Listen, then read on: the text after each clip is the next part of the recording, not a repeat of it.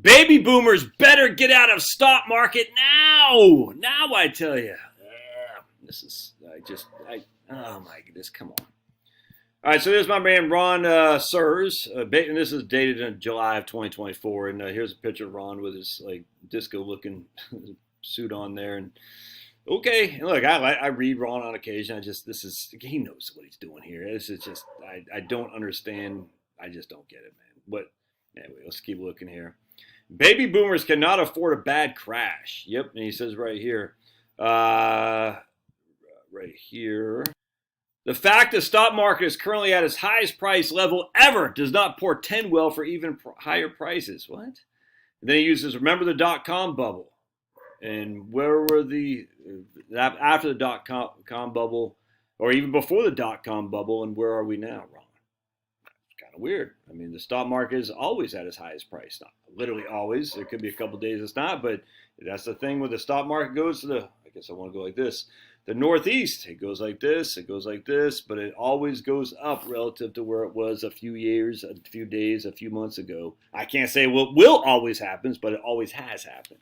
So this is just silly. The stock market's at historical prices. Yeah, it was at historical prices in 1929. If in hindsight, would you have wanted to buy in 1929, get to where we are now? Of course you would have. I hate that. I hate that argument. It's just as silly. And then he uses right here, S&P recovery time for major crashes. August 29th, it took till September 54 for the S&P to recover. And then if you actually, in inflation, it took till December 58 for the S&P to recover. Interesting. December 72, it took till July 87 for the S&P to recover. If you're looking for inflation numbers, then you can see right here. Interesting. And then we use this right here. Oh my goodness. We had zero return from 1916 to 1982. Zero return from 1929 to 1959. Zero return from 1966 to 1995. You're like, that's interesting. And then we go here from 1982 to 2024, the market was up 1,390%, which is 6% a year. What? That seems odd. Then the Dow Jones, macro trends, Dow Jones historical chart. So I said, let me look at that. We'll click on the Dow Jones. Oh, there's that chart Ron's referring to. All right, so we got it right there. And here's 1916, and we didn't make any money until 1982, right? Nothing. I mean, if you invest in 1916, you have had no money until 1982. That seems kind of weird to me, because what does this, and actually I'm going to make it even scarier for you. Watch this. Holy crap, look at that. Look at this. No money is being made back here. It's only right here from basically right there on. Shoosh, look at that. Well, that's because it's not logged. If we log it, you can see, oh, that's interesting. What else is interesting, though? Let's take a look. Go to 1929 S&P 500. This is politicalcalations.blogspot.com, and we're going to see exactly what the difference between Ron's scared tactics there, and we're just going to go to the end of 1929. We'll go to October, right? We're going to go to basically September of 1929, right there. All right, and then we're going to go to, what do you say, and we're going to, actually, let's just do this. We're going to go to 1954, and we're going to see if true that we didn't make any money in those years. None at all. We made no money, and all that risk we took, and we made no money.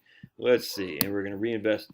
So we started the index price in 1929 at 31.30, and we ended with the index price that was less at 25.46. Even though the price was down, we actually made money if we reinvested dividends. We averaged 4.95% a year with dividends reinvested. Kind of weird. So the price was 31.30 in September 1929. It was 25.46 in January 1954, and yet we made money. Kind of crazy. Now let's go to 1982 to 2024, as he said, and this guy knows this. I don't understand why he's pretending like this is.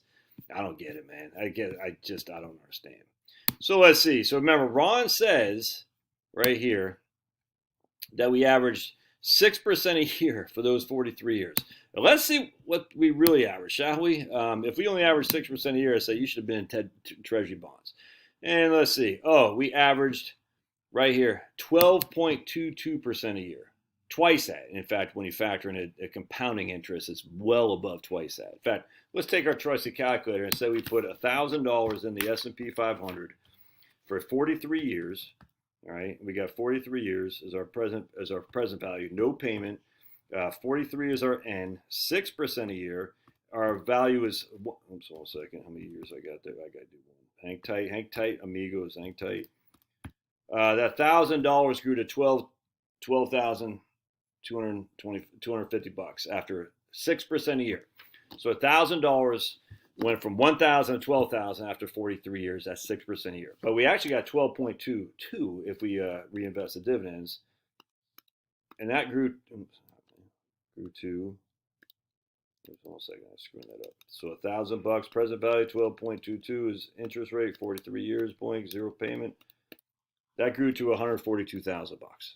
You see the difference there? The compounding is 6% a year over each and every year over 43 years. That's quite a difference there, Ron. Let me just make sure I got my numbers right before. 6% interest. Yeah, look at that. So, Ron knows this. I don't understand why I just don't get it, man. It's weird to me. Now, we can go over here, too, and say, yeah, but Josh, he's saying it took that recovery, but it did take that recovery.